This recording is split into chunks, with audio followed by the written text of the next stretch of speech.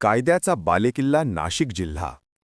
नाशिक जिल्ह्यातील पिंपळगाव बसवंत शहरात दहशत माजवणाऱ्या आरोपीला पोलिसांनी अवघ्या 24 तासात जेरबंद करत गुन्हेगारीला ठोस इशारा दिला आहे.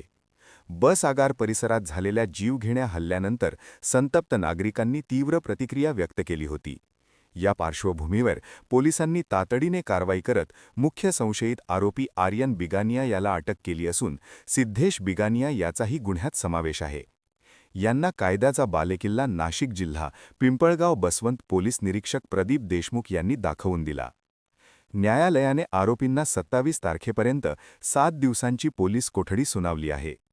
मुख्य संशयित आर्यन बिगानिया हा काही दिवसांपासून शहरात दहशतीचे वातावरण निर्माण करत असल्याची चर्चा होती. मात्र पोलीस निरीक्षक प्रदीप देशमुख यांच्या नेतृत्वाखालील पथकाने शिताफीने सापळा रचत त्याला ताब्यात घेतले. अटकेनंतर पोलिसांनी आरोपीला घटनास्थळ, त्याचे राहते घर व अन्य महत्त्वाच्या ठिकाणी नेऊन कसून चौकशी केली. कडक बंदोबस्तात ही कारवाई पार पडली.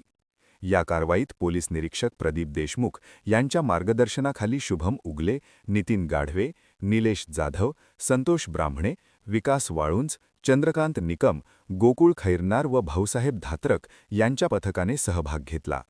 दरम्यान उर्वरित आरोपींचा शोध सुरू असून गुन्हेगारांना कोणतीही सूट दिली जाणार नाही असा स्पष्ट इशारा पोलिसांनी दिला आहे.